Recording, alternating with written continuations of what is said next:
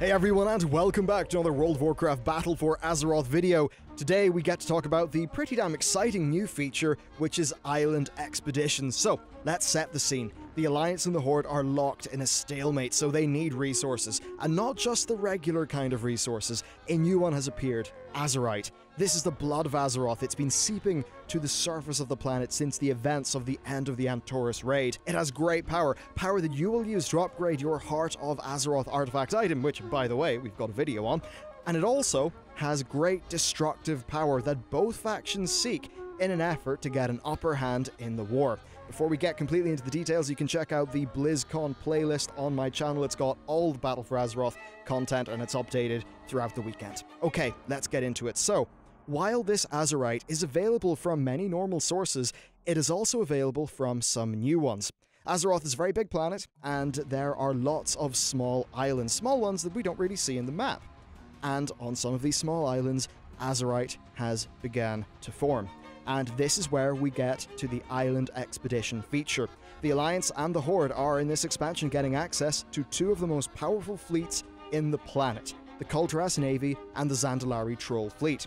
Using these ships, you will travel to these islands in search of plunder in this new game mode that appears to be one of the most inventive parts of this new expansion. So the way that this works is that the goblins and the gnomes, of course, have the technology to identify where the concentrations of Azerite appear on the planet, so they will give you maps to uncharted islands, and you will take these maps to your faction's navy.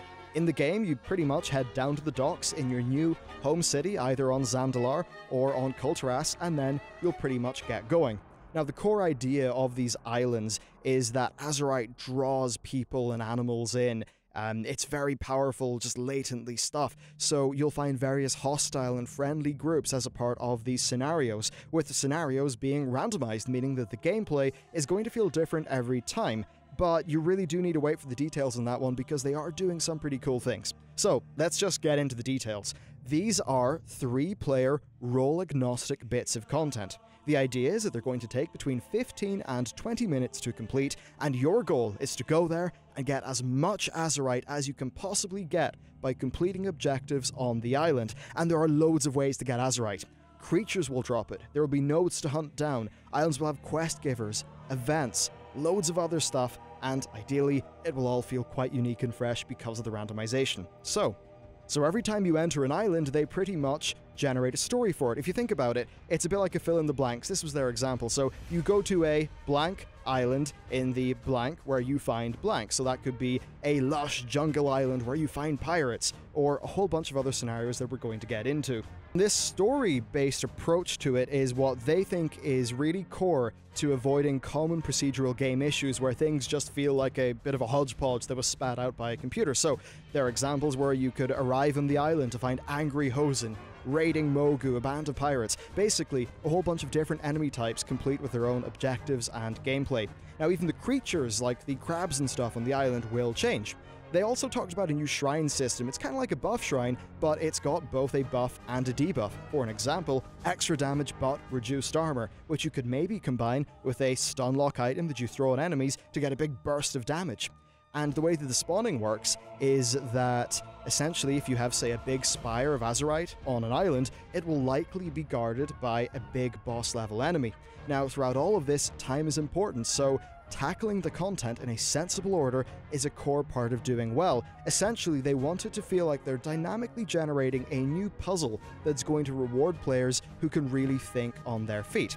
Now, if you were to repeat an island, you would get the same geometry, but perhaps different weather, a different time of day, and a different story theme. Their example was that if an island, the first time you were there, had a Hosen camp, the next time you go there, you could find a Sarok warband has actually taken over the island, killed the Hosen, and collected all the Azerite, and you have to kill them. Now, the layout of buffs, interactable objects, Azerite spike spawns, they will all be different as well. And imagine you were to queue again, and you got that same island, you would maybe find that a band of Mogu have taken it over. Maybe they buff the shrine so that they're more powerful, but with an even greater debuff associated with them.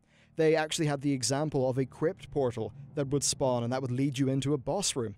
Now, all of these examples that Blizzard gave were with the same island, and they really emphasized that there were loads of interactive items, like stuff that you can throw at enemies, buffs, and really it seems like learning from some of the cooler elements of, say, the Hellfire or the Tanan Jungle DPS pool that you could stand in, or maybe the buff shrines from the Time of the Isle. Now, there's also dynamic objectives, such as having pirates land on an island halfway through your run, where of course you can go raid their ship and get their Azerite as well.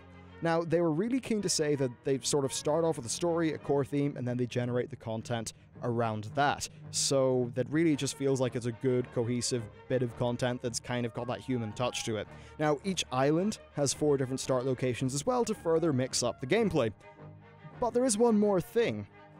That's not all that we have with the islands. Shortly after you arrive, the enemy will. So, both the Horde and the Alliance want these resources, and enemy sort of little war bands of 3 will appear. Now, these NPCs are far more powerful than most, and they pretty much have a unique AI system that will dynamically attempt to thwart your progress, and a lot of this does sound very cool. So, they will go to look for resources and objectives in an attempt to get them for themselves or deny you from getting them. These NPCs generally have a core theme among them, with the enemy groups of 3, for an example, being different classes with their own mechanics. They'll be able to CC you and work as a team together.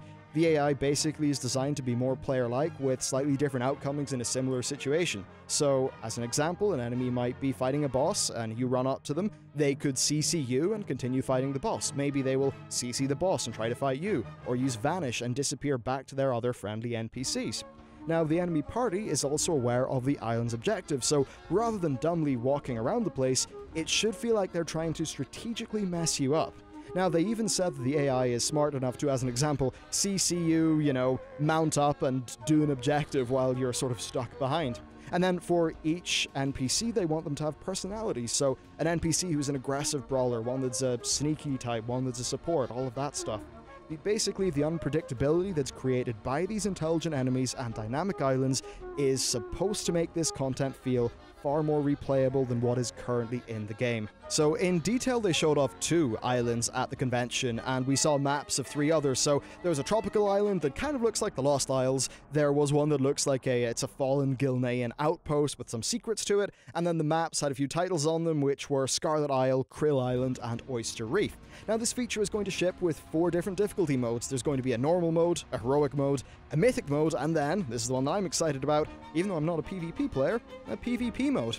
For me, a PvP mode seems pretty cool with this, because as good as enemy AI might be, you can't beat having a real human opponent, especially when everyone is trying to outsmart each other. I'm maybe less interested in straight PvP, but PvPvE, that is something that I think could be quite cool. So, that is what this new feature is at least attempting to be.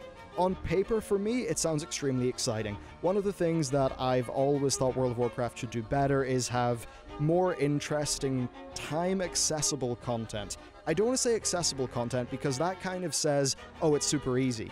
As an example, high-level Mythic Plus is very time-accessible in that you can just grab 4 buddies, run into it, do it, but it's still hard content. Hopefully a Mythic one of these is kind of similar, where it's good, hard content, but it's something that, if you don't have much time on an evening, you can go and play some really high-quality World of Warcraft content. That's my personal hope for it, and I think that building up that level of gameplay within WoW will really help to broaden its appeal in a way that doesn't take away from the hardcore players, I suppose. So, that's my thoughts. Of course, there are some inherent concerns with content of this nature, but right now, all we can talk about is the concept. So, thank you very much for watching this video. Check out the channel and hit that subscribe button because, damn, there's a lot of stuff to talk about with Battle for Azeroth, and we'll be doing that all over the weekend. Thank you very much for watching this video, and I'll see you next time.